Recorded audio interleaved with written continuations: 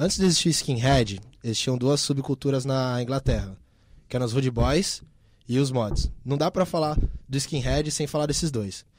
Na Jamaica já existia não é exatamente um movimento cultural, no caso a subcultura dos Rude Boys, que eles gostavam dos ritmos ali caribenhos, que era calypso, que não tem nada a ver com o da Joelma, mento, jazz, blues, e a mistura disso tudo surgiu o ska, que seria mais ou menos um avô do reggae. Eles não eram muito bem aceitos perante a sociedade porque eles eram muito ligados com o mundo marginal, eles tinham frequentes confrontações com a polícia, consumiam maconha excessivamente. O Rude Boy pode ser considerado o primitivo skinhead pelo modo requintado de se vestir. Eles gostavam de imitar os ídolos deles, dos filmes de gangsters da época. Conforme a Jamaica ficou independente, eles começaram a entrar numa crise econômica também, começaram a ficar mais pobres. O que aconteceu? Muitos jamaicanos, por afinidade com a língua, com afinidade com os ingleses, começaram a se mudar para a Inglaterra. Chegando lá, eles também não tiveram uma condição muito boa. Começaram a morar em gueto. Nesses guetos, os Rude Boys começaram a entrar em contato com outra subcultura bem parecida com a deles, que eram os mods. E assim, eles gostavam de vestir uma roupa mais, como é que pode dizer, mais elegante, mais acertoada. Eles gostavam de jazz, bastante música negra também. Esses últimos, eles acabaram conhecendo, sofrendo a era do hipismo. Eles tiveram um contato muito grande com os hippies, que percorreu a classe média no final da década de 60. Dessa forma, os mods acabaram desaparecendo como um movimento juvenil massivo da década de 70, mas os mais fiéis seguidores da música negra, e principalmente os que pertenciam a famílias de classe operária, rejeitaram essa onda de paz e amor, e também rejeitaram essa visão do mod, que sempre foi muito ligado à moda. Aí começaram a deixar cabelo crescer, ouvir música psicodélica, acabaram perdendo um pouco dessa essência que eles tinham mais rueira. Já os mods que eram de periferia, que tinham esse contato com os Rude Boys, eles falavam, mano, a gente não é esses caras, a gente é mod, a gente tá na rua mesmo, a gente gosta de briga, gosta de música, e tamo aí pra mostrar pra Inglaterra quem veio mandar nessa porra. Esses mods mais de periferia, eles se auto-intitulavam hard mods. Eles começaram a andar muito com esses Rude Boys. Pra mostrar que eles não eram de classe média alta, que eles eram de classe trabalhadora, eles começavam a adotar certos aspectos no vestuário dele a ver com o trabalhador, entendeu? Então era muito normal as pessoas irem trabalhar de bota, suspensório ainda era um acessório muito usado. Eles começaram a juntar isso. E também juntar um pouco do que os Rude Boys vestiam também, entendeu? Os mods acabaram a cortar o cabelo de um jeito mais curto, a usar uma roupa mais agressiva. Os Rude Boys e os hard mods se misturaram nas ruas, nos pubs, nas festas, e com a fusão de essas ambas culturas surgiram os skinheads. Devido ao sucesso da Inglaterra no Mundial de Futebol de 1966, muitos jovens começaram a ir nos estádios.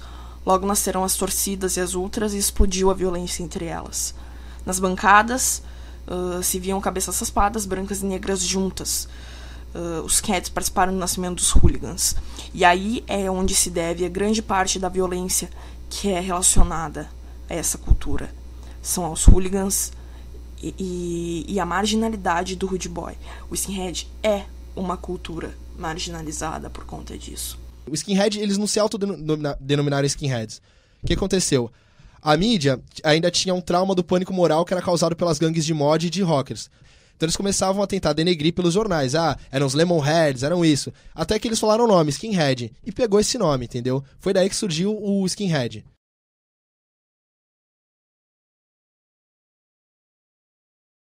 Os Skinheads também foram uma moda. Igual foram os mods. Igual é hoje. Eu gosto dessa analogia porque calha bastante com o que a gente vê. Igual hoje é funkeiro, igual já foi o rapper também um dia.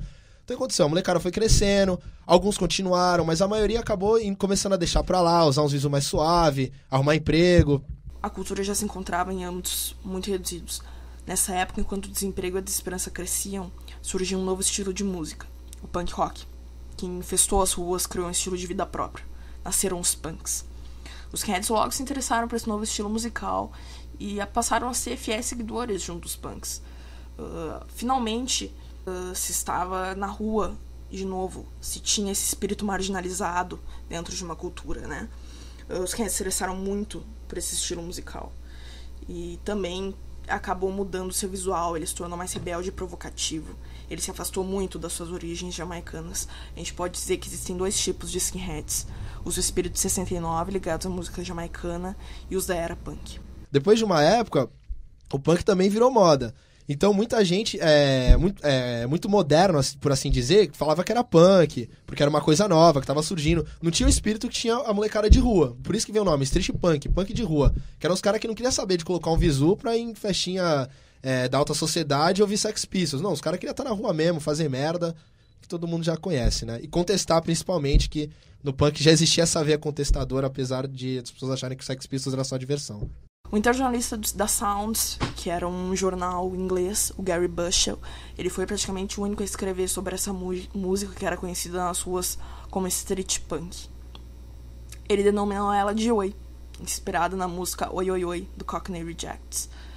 Pela primeira vez, se dava a oportunidade aos skinheads de fazerem a sua própria música. O Oi, na verdade, é um cumprimento, igual a gente usa aqui no Brasil. Oi, que era falado muito no East End.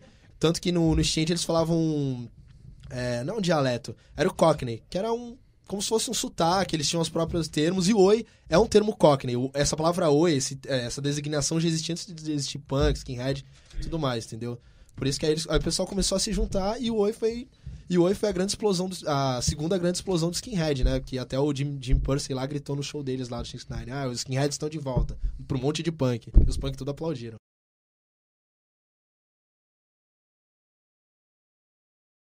Os partidos fascistas ingleses, como o BNP ou National Front, se aproveitaram desse exibicionismo punk skinhead, espalhou mensagens confusas nacional-socialistas para os operários e para os jovens. Eles conseguiram desligar grande parte de skinheads punks, os punks em menor medida, e assimilá-los na ultradireita.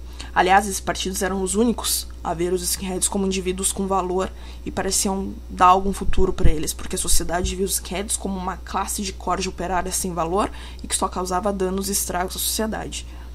Nessa mesma época, Margaret Thatcher, que era a primeira-ministra da Inglaterra, foi a público e disse que todos os skinheads deveriam ser crucificados, o que acabou resultando num dos símbolos mais conhecidos dentro dos skinheads, em tatuagens, camisetas, capas de álbuns, artes, por aí, que é o skinhead crucificado. Por exemplo, eles passavam pela Guerra das Malvinas. No período de guerra, é meio que normal esse fenômeno do patriotismo se exaltar. E também eles passavam por uma certa consequência da crise do petróleo ainda, de 73 isso. Então, muita gente não conseguia emprego. Aí o que tu pega? Um monte de imigrante no país que tá com uma ebulição assim bem patriótica e um monte de moleque desempregado. Vários partidos de direita se aproveitavam disso. Chegavam nos estádios, que foram onde começou esse negócio de racismo, e falava, poxa, você é skinhead, você não arruma emprego porque o paquistanês tá roubando, porque o jamaicano tá roubando. Sendo que, na verdade, nem os próprios paquistaneses e jamaicanos também estavam arrumando emprego, entendeu? O National Front conseguiu que as suas juventudes fascistas se vissem refletidas na estética skinhead. Cabelo curto, botas, que antes eram ligados ao visual operário, passaram a ser voltados ao militarismo. Então, a juventude fascista acabou adotando um visual muito semelhante a esse em 1980-81. Aí começou a questão do racismo, por quê? Na Inglaterra não existia negro, não existia árabe, esse tipo de coisa. Existia só branco, né? O inglês era branco. Então, partidos como o National Front, o British National Party começaram a falar, não, ser branco é ser inglês. E começaram a cooptar esses jovens pra quê? Fazer como se fosse um braço armado desses partidos, entendeu? Agredir os outros na rua, inclusive incendiar a casa, negócio. E aí o que aconteceu? A esquerda começou a ver isso, tipo, falando, pô, os caras estão roubando o nosso nome, peraí. Aí esse pessoal começou a falar, pô, mano, a gente não é isso daí. E a mídia gostava o quê? De falar mais dos nazistas do que dos outros, porque vendia jornal. Aí a esquerda começou a ficar também, começou a querer também tomar seu espaço. Os skinheads da Inglaterra, por exemplo, da Alemanha também, inspirado por essas ideias, começaram a formar seus núcleos também esquerdistas. Os anarquistas também começaram a entrar em cena. E foi aí que começou a rolar esse tipo de subdivisão. Tem os White Power, os Hash. A Sharp, acho que é o primeiro movimento desse que não surgiu na Europa.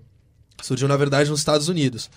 Era uma crew que eles saíam pra bater em nazi porque eles não gostavam de ser confundidos. Porque a questão do racismo nos Estados Unidos é séria. Você vê organizações como a Aryan Brotherhood ser comparada com o PCC aqui hoje. Eles não queriam ser confundidos com esse tipo de gente. Aí aconteceu, o Rod Moreno, que é o vocalista de uma banda chamada Oppressed, uma banda de oi antirracista, foi fazer um show em Nova York, conheceu essa crew e achou bacana a atitude deles. Começou a espalhar a ideia deles pela Europa. Aí na Europa começou a se formar os núcleos Sharps também, que eram aliados junto dos Hash, para se colocar contra os nazis. Skinheads Against Racial Prejudice. Skinheads contra o preconceito racial. Promovida por alguns grupos antirracistas de skinheads norte-americanos. A Sharp ela é uma organização apolítica com os únicos princípios de antirracismo e antifascismo. Então, Sharp era mais uma denominação individual para skinheads que não eram aliados nem de carecas, nem de nazistas, entendeu? Que tinham essa pegada de resgatar a cultura e tudo mais.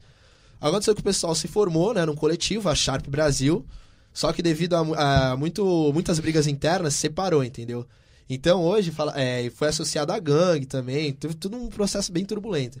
Então, hoje, muita gente tem meio receio de falar que é Sharp, de ser confundido com o coletivo que surgiu. Não que eles fossem más pessoas, entendeu? Mas alguns deles têm briga com hash, com punks, entendeu? Então as pessoas preferem evitar esse tipo de evitar se associar com a Sharp. Tanto que um termo que ganhou muita força foi o termo antifa, né? Hoje, eu, por exemplo, vários skinheads falam, a gente é antifa. Não fala que é Sharp para não se associar com eles, apesar de apoiar algumas atitudes. A parada gay esse ano lá, o pessoal fez a manifestação lá a favor dos gays, que foi organizada inclusive pela Sharp. Eu, por exemplo, 3 detetive, investigador, sei lá, do Decrad grudou em mim e perguntou se eu era hash e se eu era da Sharp. Não, tipo, se eu tinha um posicionamento antirracista, se eu era dessa gangue em si, entendeu? Aí então as pessoas evitam justamente por causa desse tipo de assédio da polícia, principalmente. No Brasil, eu acho que as coisas ainda têm muito a crescer e a melhorar. Nos últimos anos eu vejo que as outras pessoas, elas são muito mais informadas e já não confundem o skinhead com neonazista.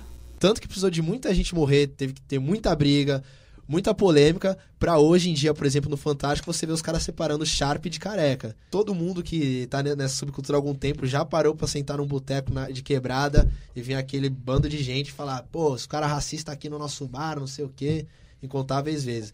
Aí você tem que parar, explicar que nariz de porco não é tomada. Mas nunca espera que as pessoas vão... a gente nunca espera que as pessoas vão compreender a gente, entendeu? Nunca. De qualquer forma, eu acho que, principalmente como mulher, as coisas ainda têm muito a melhorar. Eu acho que ainda existe uma imagem de que o skinhead ele deve ser viril e grosseiro, e as coisas não são bem assim. Eu acho que também a mulher ainda é vista como uma parte secundária, e isso é completamente errado. A mulher, ela é forte, ela faz parte dessa cena, e ela pode ajudar ela a crescer, tanto quanto qualquer cara. Ainda assim, eu fico feliz porque eu vejo que existem meninas que tentam fazer tudo crescer, que espalham informação, que se impõem, se unindo a algumas punks, fazendo fanzines, indo a festas, às vezes discotecando. Mas ainda tem muito que mudar.